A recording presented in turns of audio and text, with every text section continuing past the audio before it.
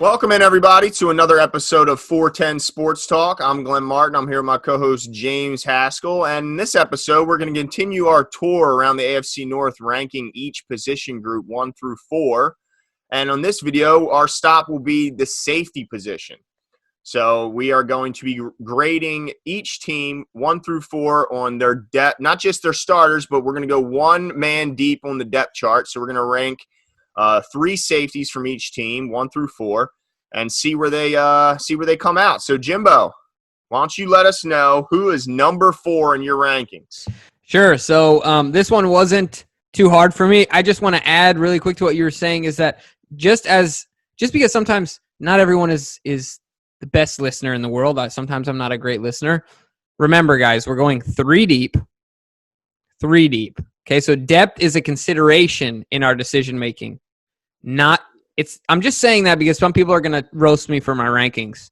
But it's not all about who has the best player, but it's about who has the best unit. Anyway, I digress. My number 4, is the Cincinnati Bengals. It's really easy for me because according to Pro Football Focus, none of their top 3 safeties are in the top 50 in the league. And they are the only team in the AFC North that applies to. Von Bell is their top-ranked safety at 52, according to Pro Football Focus. And he's really a run-stuffing pass rusher. He's not a coverage guy. So outside of that, of course, you got Jesse Bates and Sean Williams, who are average at best, according to the same thing, Pro Football Focus. So to me, that was an easy one. What about you? Yeah, I got to agree with you. I think Von Bell, I will say this, he's not just good at run defense. He is one of the best run defenders from the safety position. So he certainly excels in that area. But yeah, that's about it as far as when you look on their depth chart. There's not much they do exceptional other than Von Bell being really good against the run. But he really struggles against the pass, and you got to take both into account. And especially nowadays with it being a little bit more of a passing league, the Ravens are kind of the anomaly there. I think that you gotta put them 4th in the division. Yeah, who you got for 3? You want to keep it going? Yeah, now 3 is going to be interesting, okay, because we're probably going to catch some hate on this one. I'm going to definitely catch some hate on this one. But let me just say this. I have the Steelers ranked number 3 in safety, okay? And I know what everyone's going to say. Minka. Yeah, I agree. Minka is the best safety in the division. I feel it's a steep drop-off to get down to Terrell Edmunds. He just doesn't do anything very well. He's just middle of the pack. He's okay at run defense, and he struggles in pass coverage. So I don't think I can, even as good as Minka was, he wasn't. A lot of people looked at the touchdowns and stuff like that Minka was able to do, which was great, but he wasn't as good as Earl Thomas in coverage. He wasn't even as good as Chuck Clark in coverage. So he was so exceptional against the run, but he wasn't as good. Even Minka wasn't as good as like Von Bell was against the run. So I just can't reasonably put the Steelers higher than 3. When you look at their 2 and 3, and they're just not nearly as good as the other 2 teams in the division. Yeah, no, I agree with you. I started smiling when you said the Steelers were 3 because I have them at 3 as well. The only thing I would add, and I think is a decent argument for people, is at the end of the day, it's about making plays, right? Like Minka just made a ton of plays, right? Yep. Like, that's why Marcus Peters has a fat paycheck. And while he gambles and things like that, and he's not the greatest tackler and et cetera, there's things that people say about Marcus Peters, been on 3 teams. He makes plays at an incredible rate.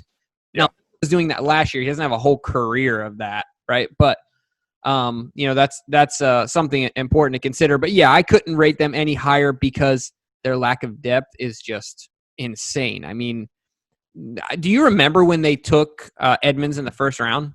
It was the first round. He was a first-rounder. Him and his brother both that year. Was he? Wow. Okay. And they were like, I don't remember who it was. I think it was Mel Kiper was like, well, I had a third round grade on him. And usually I feel like he's pretty generous with his grades. My opinion. Yeah.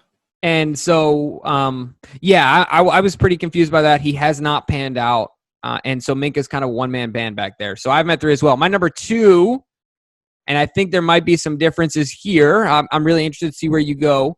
My number 2 is the Cleveland Browns.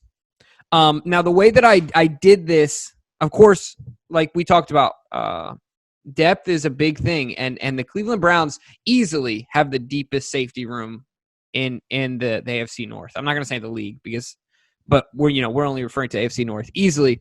But the thing that rings true for me when it comes to the Cleveland Browns is I don't know how much of it is top end talent, which is important. But the other thing to look at is they have some unproven guys in their system, right? So there's some things to consider. And the way that I answered this question to me was, if I'm starting the 2020 season, which room do I have the most confidence in? While they're deep and they have names, and I'm going to talk about a little bit here in a second, and I'll let you tear mine apart if yours is different.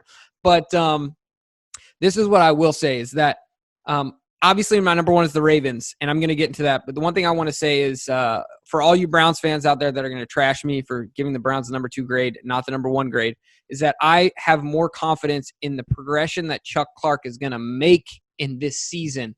That gives me a lot of confidence moving forward, to where he is marginally lower than some of the Browns guys, and I think he's going to improve greatly. I think he has the best chance of improvement coming back from making improvement in his numbers from last year to this year of all the safeties that are actually ranked in the division.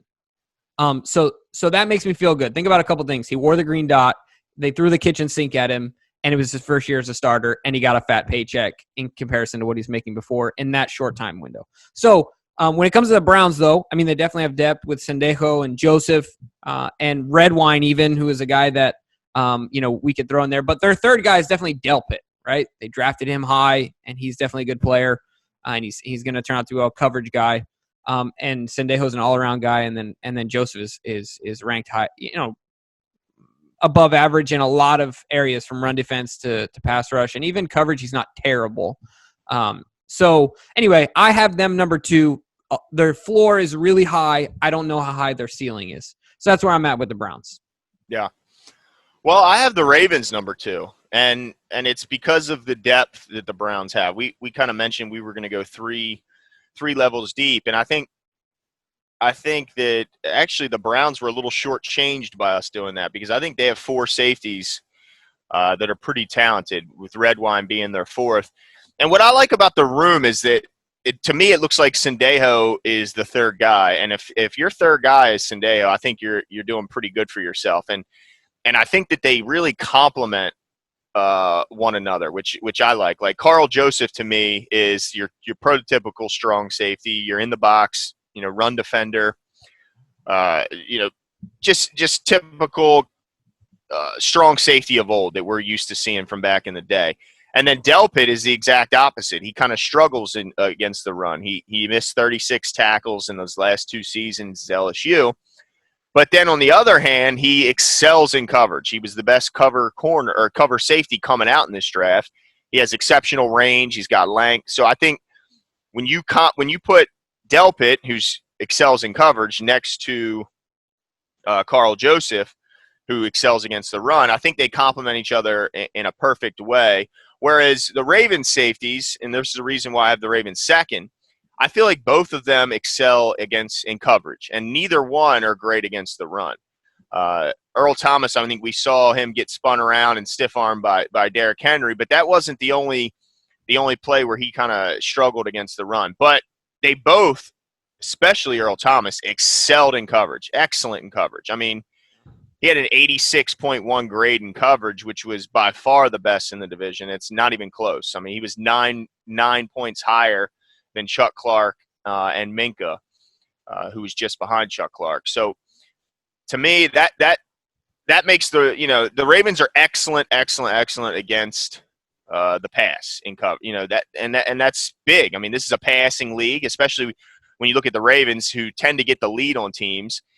So teams have to throw to get back into the game. So I think it bodes well to have good cover safeties in this day and age, especially for a team like the Ravens, who typically are in the lead.